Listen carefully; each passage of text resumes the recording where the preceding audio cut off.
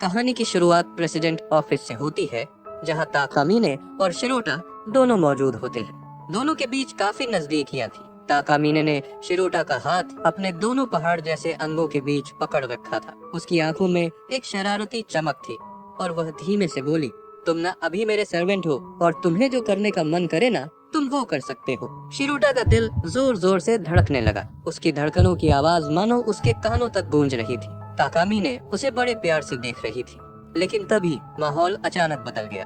कई पुलिस वाले वहां आ धमके और शिरोटा को दोबारा पकड़ लिया। ताकामिने एक पल में मासूम बन गई, जैसे कुछ जानती ही न हो। लेकिन अगले ही पल उसके चेहरे पर वही पुरानी मुस्कान लौट आई और फिर अचानक शिरोटा की आंखें खुलती है। वो सब कुछ सिर्फ एक सपना था। उसके फोन पर ताकामिने का मैसेज आता है, स्कूल के लिए लेट मत होना। शिरोटा ताकामिने की तस्वीर को देखता है और हल्का सा ब्लश करने लगता है। इसके बाद शिरोटा को स्कूल जाते हुए दिखाया जाता है। वह काफी घबराया हुआ महसूस कर रहा होता है। तभी पीछे से ताकामिने भी आती है। जैसे ही वो स्कूल में एंट्री मारती है, सभी छात्र उसे गुड मॉर्निंग कहते हैं और ताकामिने भी उन्हें मुस्कुराकर जवाब देती है। शिरोटा उसकी तरफ देखता है और मन ही मन सोचता है, जिसे मैं अपना प्यार मानता था वो तो मेरा एक नाइटमेयर निकले। तभी ताकामिने उसके पास आ जाती है और उससे बात करने लगती है। यह देखकर बाकी स्टूडेंट्स हैरान हो जाते हैं कि स्कूल प्रेसिडेंट शिरोटा से बात कर रही है। शिरोटा भी ये सब नोटिस करता है। ताकामिने उसके कान में धीरे से कहती है, तुम्हें आज काउंसिल रूम में आना है। अगले सीन में शिरोटा काउंसिल रूम में पहुंचता है और ताकामिने से पूछता है, तुम्हें मेरा क्या काम है? ताकामिने मुस्कुराकर जवाब देती है, वैसे तो कोई खास काम नहीं है, लेकिन अब हम दोनों पार्टनर बन चुके हैं तो हमें एक दूसरे के बारे में जानना चाहिए। शिरोटा जोर से चिल्लाता है, हमारा कोई पार्टनरशिप नहीं है, तुम जबरदस्ती मुझे अपना स्लेव बना के रखी हो। तभी ताकामिने उसे अपना एक बैग थमा देती है। जब शिरोटा बैग खोलता है तो उसमें कई अंडरवियर होते हैं। ताकामिने कहती है, तुम न आज से मेरा क्लोजेट का काम करने वाले हो। जब मुझे जरूरत होगी तुम मुझे ला कर दोगे। शिरोटा अवाक रह जाता है, क्या मुझे इसे हमेशा लेकर घूमना होगा? ताकामिने गंभीर होते हुए कहती है, एक बात और बता रही हूँ, जब मैं अपना मैजिक यूज करूंगी तो तुम्हें तुरंत मुझे अंडरवियर पहनाना होगा। शिरोटा हिचकिचाते हुए पूछता है, ऐसा करना जरूरी है क्या? ये कुछ ज्यादा नहीं हो जाएगा? ताकामिने उसे समझाते हुए कहती है, फिक्र मत करो, मैं क्लास के टाइम पर बस एक दो बार ही यूज करूंगी और कभी कभी जब इमरजेंसी होगी तो कभी भी कर सकती हूँ। इसके बाद दोनों में और बातचीत होती है। ताकामिने गंभीर होकर कहती है, तुम्हें पता है ना कि अगर तुम मेरा काम नहीं करोगे तो तुम्हारे साथ क्या हो सकता है? ये सुनकर शिरोटा अपने पुराने दिनों को याद करने लगता है, जब पुलिस वाले उसे पकड़कर ले जा रहे थे। डर के मारे वह बोल उठता है, तुम फिक्र मत करो, मैं बहुत अच्छे से काम करूंगा। ताकामिने हंसते हुए कहती है, अगर तुम अपना काम अच्छे से करोगे तो मैं तुम्हें इसका रिवॉर्ड भी दूंगी। तभी अचानक ताकामिने शिरोटा को नीचे गिरा देती है और उसके ऊपर बैठ जाती है। शिरोटा घबराकर अपनी आंखें बंद कर लेता है। प्लीज इस बार पुलिस को मत बुलाना, मुझे बहुत डर लगता है, मैं तुम्हारी सारी बातें मानूंगा। ताकामिने उसे शांत करते हुए कहती है, फिक्र मत करो, मैं पुलिस को नहीं बुलाऊंगी। फिर वह थोड़ा गंभीर होकर कहती है, वैसे मुझे ये सारी चीजें दिखाने में अच्छा नहीं लगता, मुझे भी एम्बेरेसिंग लगता है, लेकिन जब तुम होते हो तो उतना ज्यादा नहीं लगता। शिरोटा हैरान रह जाता है, क्या तुम सच बोल रही हो?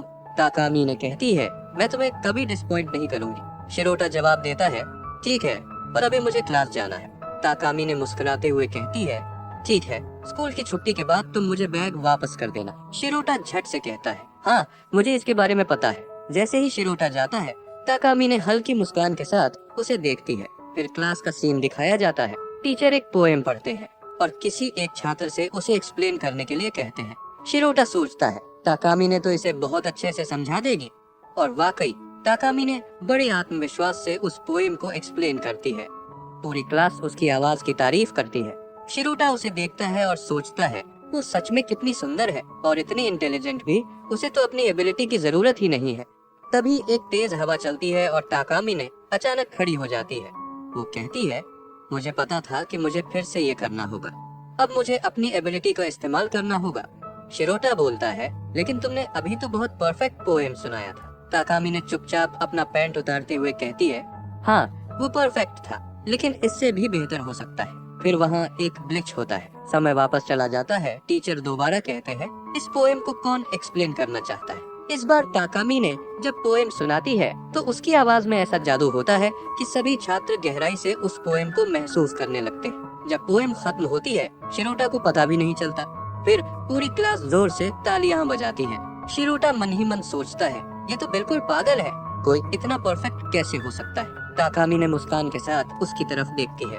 दोनों एक दूसरे को देख रहे होते हैं। शिरोटा सोचता है आज उसका परफेक्ट होना तो था, लेकिन ये बार बार नहीं हो सकता। ताकामी ने खुद महसूस करती है कि आज जो उसने किया वो पहले से ज्यादा बेहतर था। शिरोटा चौंक कर देखता है, क्या वो अपनी एबिलिटी बार बार यूज करने वाली है। तभी ताकामी ने एक पेपर उसकी तरफ फेंकती है और कहती है, अच्छा तो तुम अब अपने काम में लग जाओ। शिरोटा चौंक जाता है। पूरी क्लास के सामने उसे अंडरवियर पहनाना मैं कैसे करूं? ताकामी ने बार बार उसकी तरफ इशारा करती है। शिरोटा, क्या तुम मुझे इरेजर दे सकते हो? शिरोटा नीचे गिरा इरेजर देखता है और सोचता है वो कितनी जीनियस है। वो समझ जाता है कि उसके पास कोई विकल्प नहीं है। वो इरेजर उठाने के बहाने जेब से अंडरवियर निकालता है और धीरे धीरे ताकामीने की तरफ बढ़ता है। ताकामीने की मुस्कान और गहरी हो जाती है। वह पहनने के लिए तैयार हो जाती है। शिरोटा थोड़ी हिचक के साथ उसे पहनाता है और फिर अपनी सीट पर लौट आता है। उसका दिल तेजी से धड़क रहा था। आखिरकार मैंने फाइनली ये कर ही लिया। तभी टीचर सभी को आंसर शीट देने लगते हैं। शिरोटा फिर से घबरा जाता है। आज फिर से एक बुरा दिन आ गया। वो ताकामीने की तरफ देखता है और अचानक उसे एहसास होता है उसने अंडरवियर सही से नहीं पहनाया।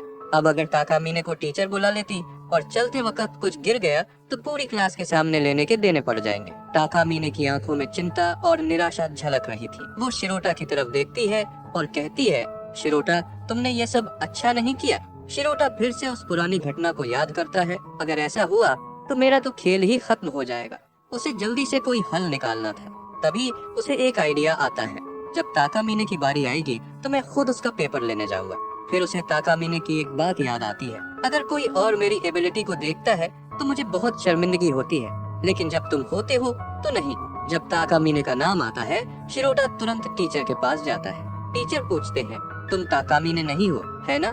शिरोटा जवाब देता है, माफ कीजिए मैं गलती से आ गया था। टीचर मुस्कुरा कर कहते हैं, कोई बात नहीं, तुम ताकामीने के साथ अपनी भी आंसर शीट ले जाओ। ताकामीने मुस्कुरा कर उसे देखती है। शिरोटा उसके पास जाता है। ताकामीने कहती है, तुम्हारा शुक्रिया। शिरोटा जवाब देता है, थैंक यू कहने की जरूरत नहीं है, मैं तुम्हारा स्लेव हूँ। जैसे ही वह जाने लगता है ताकामीने उसका पैर पकड़ लेती है और कहती है, अभी तक तुमने अपना काम पूरा नहीं किया, कपड़े अच्छे से पहनाओ। शिरोटा घबरा कर कहता है, तुम पागल हो गई हो क्या? क्लास में इतने सारे लोग हैं। ताकामीने गंभीर होकर कहती है, देखा जाए तो तुम्हारे पास कोई ऑप्शन नहीं है। थोड़ी हिचकिचाहट के बाद शिरोटा कपड़े पहनाता है। ताकामीने थोड़ा अजीब सा चेहरा बनाती है। तब शिरोटा पूछता है, तुम्हें कोई परेशानी तो नहीं हुई ना? ताकामीने ब्लश करते हुए कुछ नहीं कहती। इसके बाद काउंसिल रूम का सीन दिखाया जाता है। शिरोटा कहता है, ये सब चीजें मत करवाया करो प्लीज। ताकामीने हंसते हुए कहती है, मैं बस तुम्हारा टेस्ट ले रही थी, ये देखना चाहती थी कि तुम उस सिचुएशन में क्या करते हो। फिर वह माफी मांगती है, मुझे तुम पर पूरा भरोसा है कि तुम कभी कुछ गलत नहीं करोगे। शिरोटा पूछता है, तुमने मुझे क्यों बचाया? ताकामीने हंसकर जवाब देती है, क्या तुमने ये सब इसलिए किया ताकि मैं तुम्हें पुलिस के चक्कर में न डालूं? शिरोटा कुछ नहीं कहता, सिर्फ इतना बोलता है, बस मैं तुम्हें इसीलिए बचाया था। ताकामीने हंसते हुए कहती है, वैसे सच कहूँ तो मुझे तुम्हारी बात पर भरोसा नहीं हो रहा है, लेकिन अगर तुम मुझे खुश करने की कोशिश कर रहे हो तो थैंक यू। उसका चेहरा इस वक्त बेहद प्यारा और क्यूट लग रहा था। और फिर इसी के साथ ये एपिसोड यही खत्म हो जाता है। तो मिलते हैं अगले एपिसोड में, तब तक के लिए गुड बाय।